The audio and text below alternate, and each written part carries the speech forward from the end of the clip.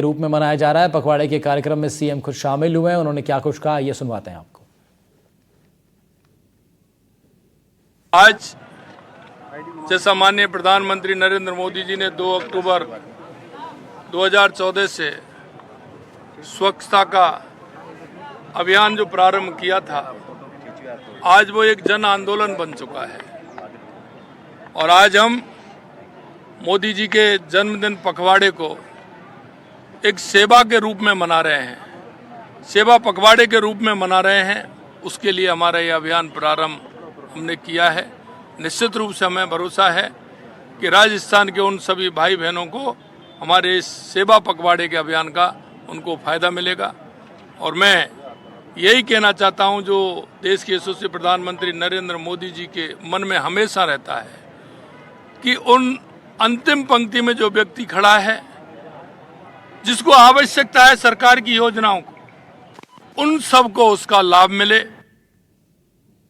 PM के जन्मदिन पर डिप्टी सीएम दिया कुमारी ने भी बधाइयां दी हैं। पीएम की दीर्घायु की कामना की, साथ ही कहा कि पीएम के नेतृत्व में देश आगे बढ़ रहा है।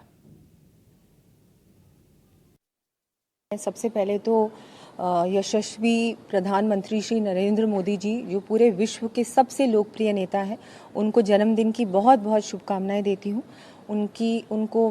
उनका स्वास्थ्य अच्छा रहे, वो दीर्घायु हो और ऐसे ही हम सबको और पूरे देश को नेतृत्व उनका मिलता रहे। माननीय प्रधानमंत्री जी, जिस तरह से उन्होंने हमारे देशवासियों की सोच बदली है, हर योजना का लाभ गरीब से गरीब व्यक्ति तक पहुंचाने का काम किया है, महिलाओं को आत्मनिर्भर बनाया है, युवाओं को सशक्त बनाया है, जिस तरह से वो देश को एक विकसित भारत की ओर ले जा रहे हैं, ये सचमुच मैं ऐसा कहूंगी कि इस तरह का काम, ऐसा काम और ऐसा नेतृत्व हमारे देश को इससे पहले कभी नहीं मिला।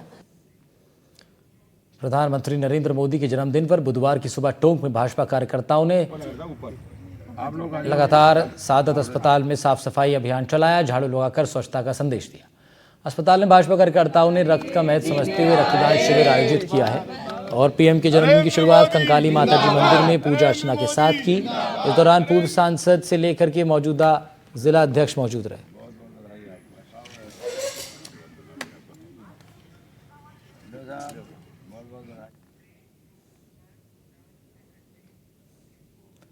पूरा देश प्रधानमंत्री को जन्मदिन की बधाई दे रहा है। हमारी तरफ से भी प्रधानमंत्री नरेंद्र मोदी को 75वें जन्मदिवस की बहुत बहुत शुभकामनाएं। खबरों का सिलसिला रहेगा जारी, छोटा सा ब्रेक, वापस आ रहे हैं।